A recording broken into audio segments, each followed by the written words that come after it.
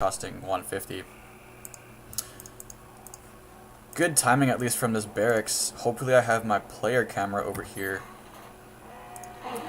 If I didn't, I certainly now do, as this barracks is under attack. I will see these 3 Stargates, I should say. Hopefully I react in kind. At least I am throwing down some missile turrets to counter these Void Rays. But that being said, I also have a lot of siege tanks on the ground, and Void Rays are a hard counter to siege tanks. So that's bad news for the Terran player. Yeah, once again, at least I have those missile turrets. I actually have an armory in play, and I'm still running off of Rapt's camera. That's no good. I thought I hit E for everyone. Now switching to everyone, this Void Ray is going to be eventually taking down that barracks. I should probably throw down another barracks if I want to maintain my tech tree.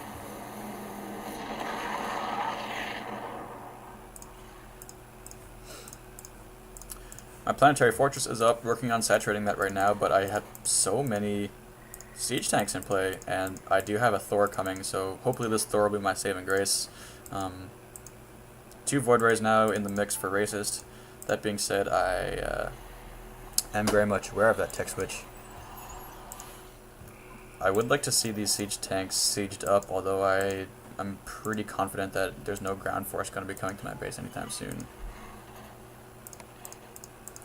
So I think I've overextended myself a little bit with these siege tanks, but even so, I will be well prepared for any major assault.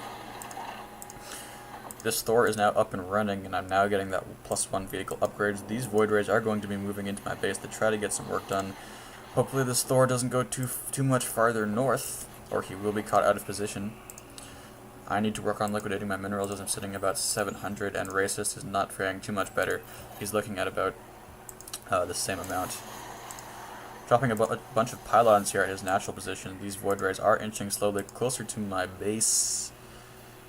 There are 2 missile turrets here. The placement isn't bad, but 2 Void Rays to 2 missile turrets. If I was lightning quick, I could transfer some SCVs over here to repair this. Yeah, I right-clicked on that missile turret, so actually these Void Rays are allowed to just chip away at my base. I have become supply locked as that supply depot is destroyed.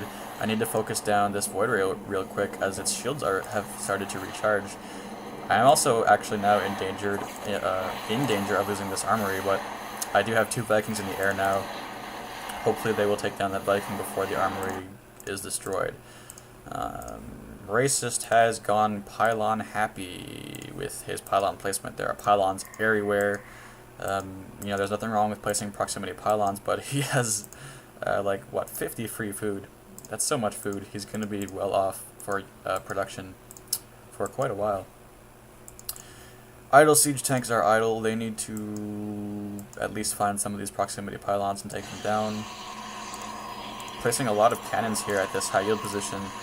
It's possible that he will use these cannons to destroy the armored rocks, and then when they do go down, he can drop a nexus there. Just now coming out of that supply lock, I should probably drop additional supply depots, as this planetary fortress will probably supply lock me in itself. A very air heavy build, as there's now some Phoenix here in the mix. I haven't reacted very well, as this armor is going to be destroyed. Using that graviton beam to pick up these SCVs. I do have some Vikings incoming, but my Thor is over here with my main attack group. If I'm not going to be using this Thor for defense, I should at least get my counterattack started, but we have a very air-heavy dogfight here.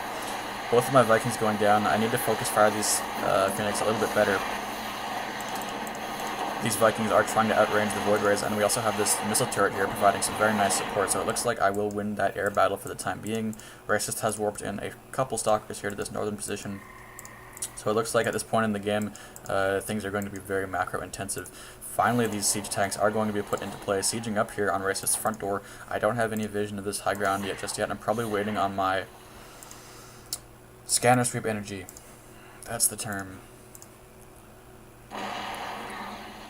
Those zealots straying just a bit too far, and my contain here on the Protoss player is in full swing. Yeah, as I imagined, those photon cannons are going to be taking down those destructible rocks. Their attack animation looks pretty cool. This one SCV is going to see this proximity pylon, so now there is no more question as to that pylon's existence.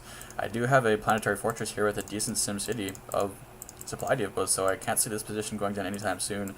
Racist is also agreeing with me in that 2 Thors in play, no strike cannons just yet, but they are being researched. I could afford to probably drop some reactors here on those barracks, and also drop just simply some additional barracks. That Thor being poorly microed. Finally a scan going down here. This Thor has his work cut out for him to take down these Void Rays. I do have some Marines here to try to help the Thor out. But I'm in trouble, yeah. I have no more anti-air, so I'm forced to pull back with these siege tanks. The thing with Terran Mech is it's very ground heavy, and relying on Thors for your anti-air is very difficult, especially before patch 12 when they're not maneuverable at all. The model size is larger compared to the reduced size of patch 12. Idle Vikings are idle. They should be intercepting these Void Rays. I don't know that the Void Rays have vision of the Vikings. No, they can't quite see them. And either my E key is broken or the hotkey for the replays does not work.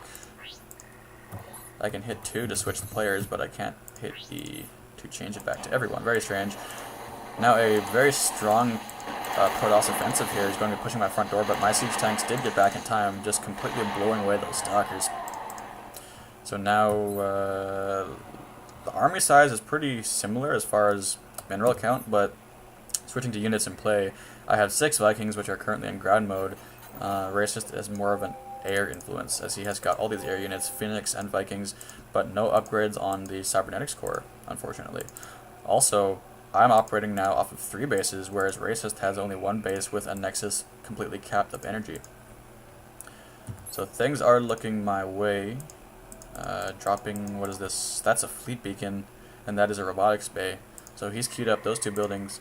That's a very exposed fleet beacon. I think it would make more sense to put the fleet beacon over here where it's easier to defend, as that building